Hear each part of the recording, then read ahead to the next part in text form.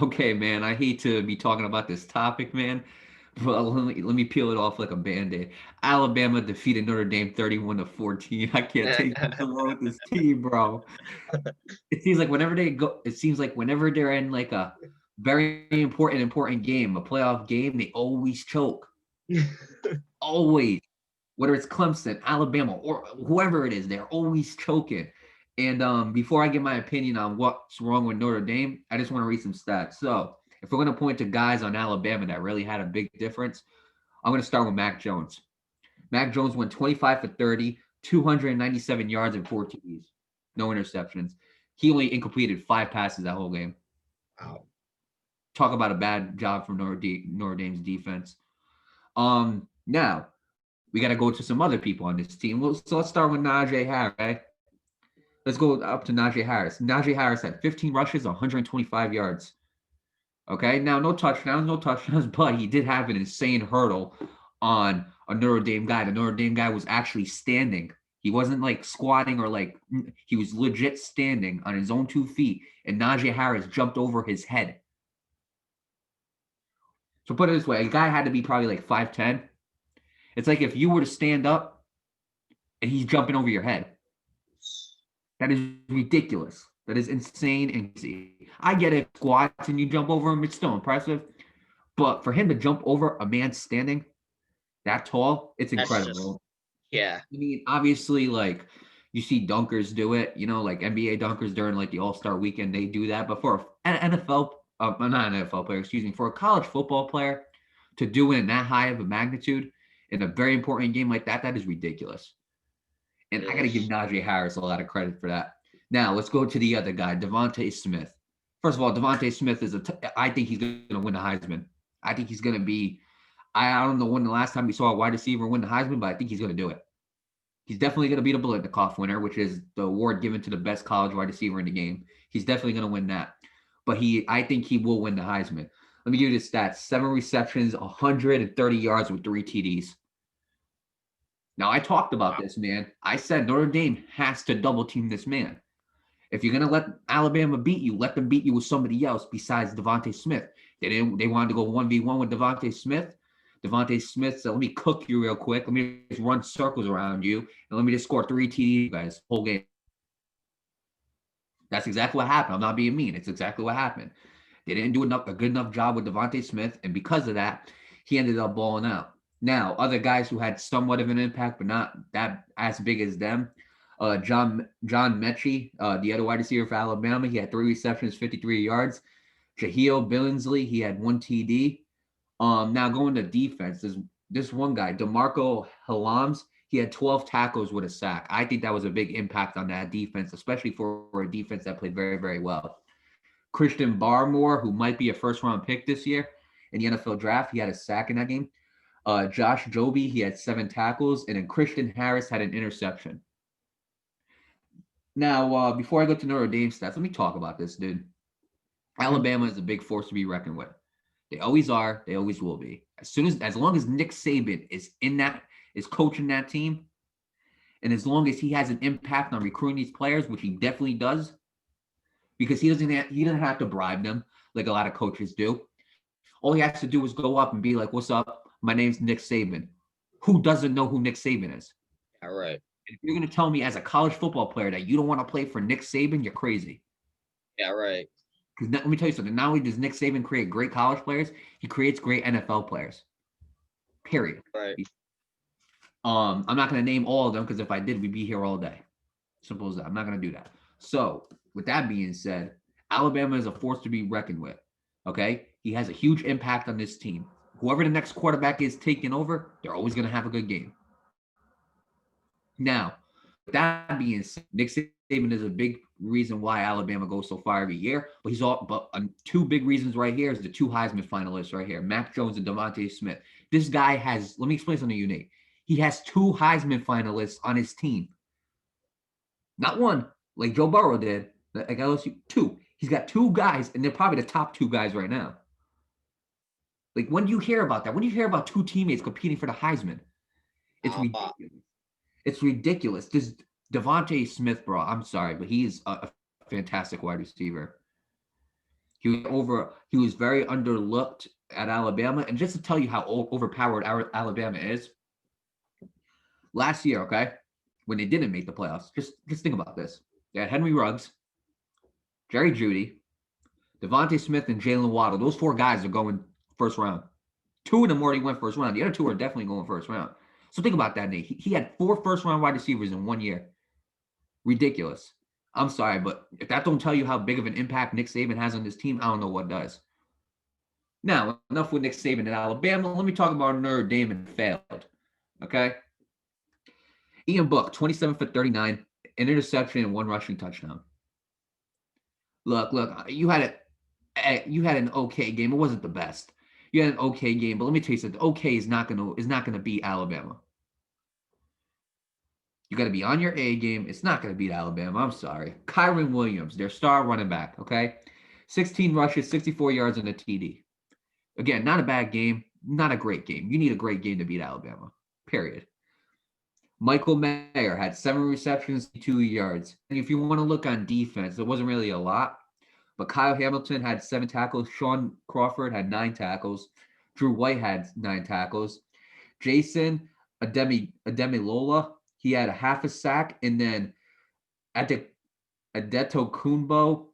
Ogundeji. Yeah, Adetokunbo Ogundeji. That's his name. Adetokunbo Ogundeji had a half a sack with him. So think about it that way. They had basically a combined 1 sack on Mac Jones. I'm sorry, but in order to beat Alabama, you got to get to that quarterback quick. You cannot let him just lay there, stand there, having a nice little field day, picking which guy's going to kick your ass with. Sorry, it's not happening. So with that being said, if I had to point to one thing on Notre Dame that really needs to change, I think they need to pull in Auburn, and I think they need to fire Brian Kelly. And I know Brian Kelly is a great coach. He's a very good coach. You know what I'm saying? But when you put him in the same category as Dabo Sweeney, and you put him in the same category as Nick Saban, Urban Meyer, when Urban Meyer used to play, he's not going to get the job done. These are big, very intelligent coaches. You're not going to get the job done. Ryan Day is basically a prodigy he's basically what you want to call the next step of Urban Meyer. You're not going to win that way. And Brian Kelly, he's a good coach. I'm not trashing Brian Kelly whatsoever. He's done since he's been the coach of Notre Dame, they've had winning seasons. But it's just not good enough seasons. It's not good enough seasons to win a championship. And because of that, if Notre Dame's going to want to win a championship, they're going to have to go bigger with the coaching. Right. I mean, I agree with you, man. I mean, they played a horrible game. The coaching wasn't really on its game. The whole team really wasn't on its game. And because of that, Alabama just powers through. With that said, we're going to talk about the Sugar Bowl now. The Ohio State surprisingly defeat Clemson 49-20. I did not expect it. I don't think any of us did, really. You and I said Clemson will win. You said it was a close game, but both just got Ohio just slammed our prediction down and was like, nah. Anyway, let me before we talk about what went right and what went wrong, let me give you quick stats on both sides. Justin Fields went 22 for 28 completion attempts, 365 yards. Get this, 6 touchdowns and 1 interception. I mean, that 1 interception is fine, but 6 TDs, I mean, that makes up for it, man. I mean, come on. Come on, man. That's that you don't see that a lot. Not even in the NFL, you don't see that, but that's just incredible. As for rushing, there's one guy that stood out on Trey Sermon. He had 31 carries, 193 yards, and a touchdown. And he averaged 6.2 yards per carry, which is good.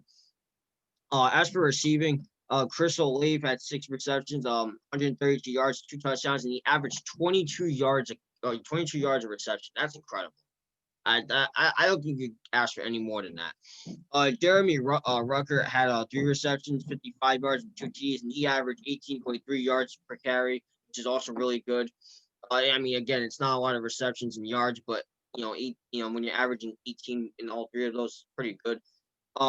As for the other 2 that stand out, Jameson Williams and Luke Farrell both had a TD. And let me go to the defense real quick. Sean Wade had 9 tackles, which is pretty good. Justin Hillard had 8 tackles. P. Warner had 9 tackles as well. Tough Borland had 8 tackles. Servant Banks had an interception, which is really good. And Jonathan Cooper had a sack. Jackson Smith Nijgiba, I definitely butchered that name. There's no way in hell that didn't. He also had a sack. Um, so there really wasn't a lot going on defense, but offense just absolutely exploded. But there was a lot of guys. There was a few guys on defense that stood out, and those are the guys that I mentioned. But other than that, it was mostly offense that game. As for Clemson, Trevor Lawrence didn't have himself a bad game. He went 33 for 48 completion attempts. He had 400 yards, 2 touchdowns, and an interception. As for rushing, Travis and Needy, I think I said that right. And you can correct me if you can in the comments. He had 10 ETN. carry. What's it? Travis Etienne. Okay, thank you. He had 10 carries, 32 yards, and a TD. And Trevor Lawrence had 10 carries with -8 yards and a touchdown. I don't know how that happens, but I mean, hey, it's Trevor Lawrence, I guess. Anyway, the only real guy on receiving for Clemson that really stood out to me was Powell. He had 8 receptions, 139 yards, 2 TDs, and he averaged 17.4 yards a reception. It's really good, but like at the same time, all these other guys didn't really step up. It was mainly him doing the work, and I think that's one of the reasons why Clemson lost this game. Now let me go to the defense real quick. Um, because the defense didn't really stood out either. There's like a select few players that stood out on offense, but other than that, that's really about it. Um, Brian Breeze had a sack, which is good. Balin Spector had a sack.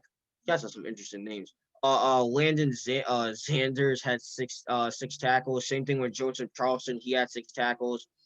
Um, Other than that, that's really about it. Oh wait, Mike Jones Jr. had an interception. That was the only interception that Justin Fields threw. So I mean, what really happened here? It's definitely like you said. It's going to come down to Trevor Lawrence and his defense. His defense didn't really show up that well. The most tackles one player had on that defense was 6. In comparison to Ohio State, they had almost 10 tackles at the most for one player. So I mean, you look at it like that, man. It's like few mistakes. Obviously, the defense. Defense didn't really play as well. I mean, they got blown out that by the score that they did. That and there wasn't a lot of production on offense, except for those few players that I mentioned. Other than that, there really wasn't anybody else that showed up and showed out for Clemson. And I feel like that's one of the biggest reasons why they lost that game. Uh, as as for Ohio State, they proved everybody wrong. They had they did it all. They did it all on defense. They did it all on offense. And I gotta give them credit. I really do.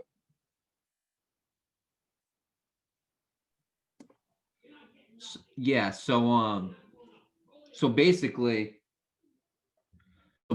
yeah. So one thing I want to point to with Ohio State is Justin Fields. Let me tell you something. I got to give this dude a lot of respect. Justin Fields. Justin Fields did an amazing job. Like I got to be honest with you. And what was even more amazing was this guy hurt his ribs. This guy was playing with injured ribs, and he stayed in the game, and he managed to throw 2 deep bomb touchdowns. One went 56, I think, and the other one I think went like 48 or something like that. So I gotta give him credit, man. Perfect throws too, like pinpoint. And one thing I know about Justin Fields is a very good runner. I did not know he was that accurate with the football. I knew he was an accurate quarterback. Don't get me wrong. I did not know he was that accurate. And the fact to do it with hurt ribs, that is ridiculous to him. The other thing I want to point to is again the rushing did not put any pressure on him. You know what I'm saying? I mean, I gotta give credit where credit's due. Trey Sermon is a very good running back. Again, this is the guy who broke the record for most rushing yards in a Big Ten game.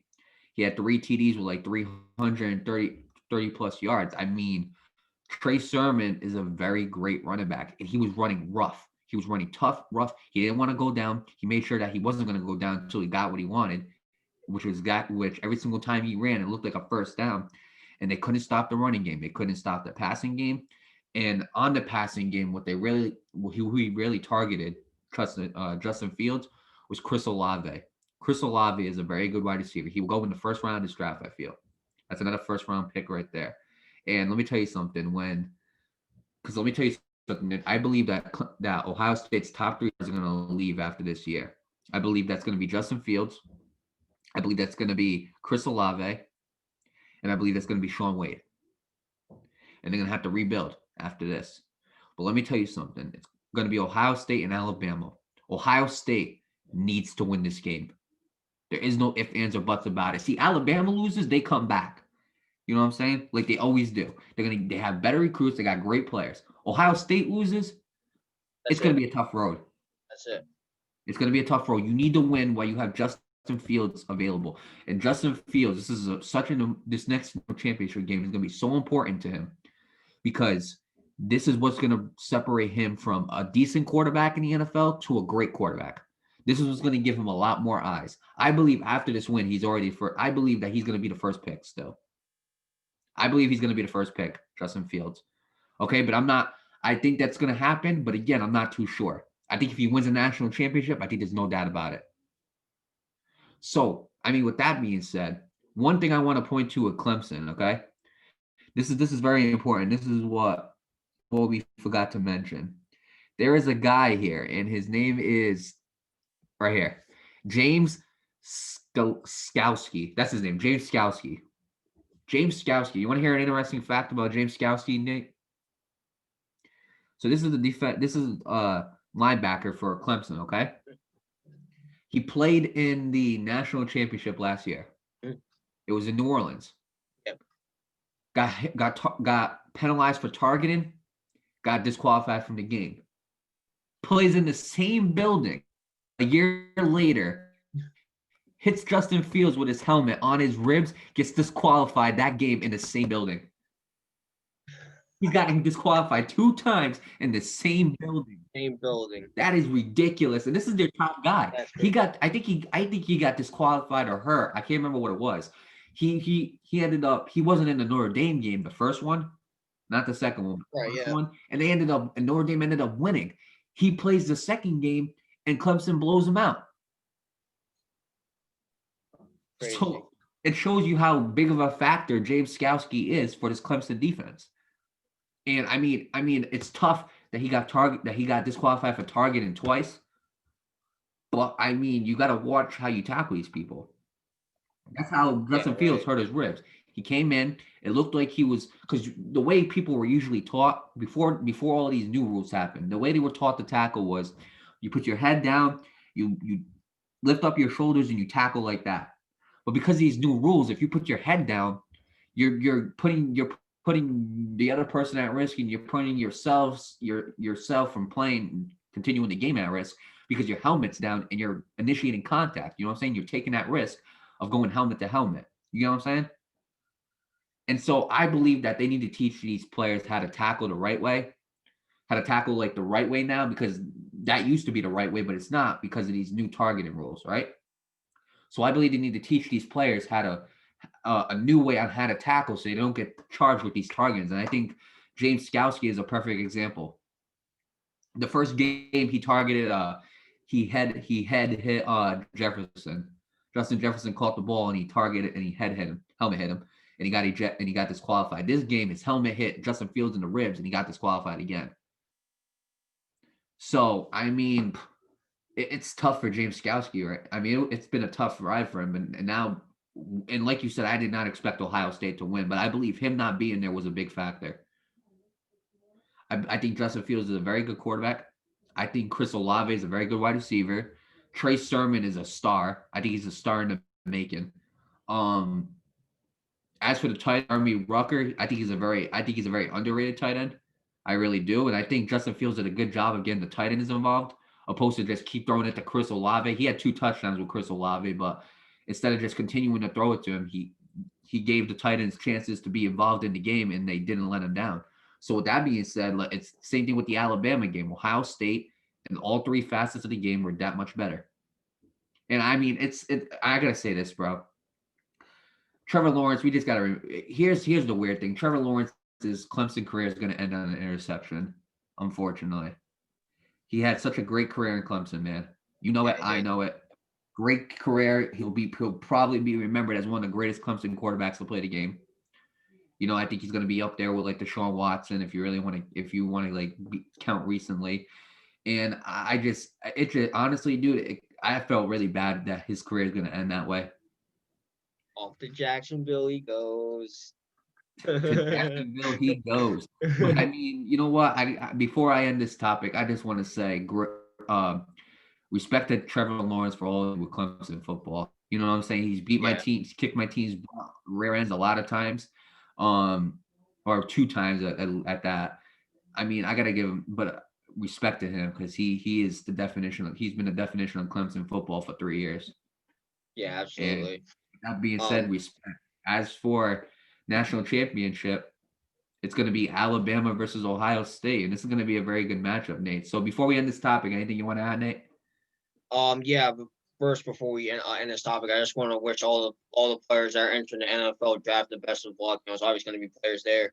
Absolutely. Um, best of luck. Hopefully you rep your team well. Hopefully you rep your school well afterwards. It's always a good thing to do that. And we will hit you guys with Alabama and Ohio State when the time comes.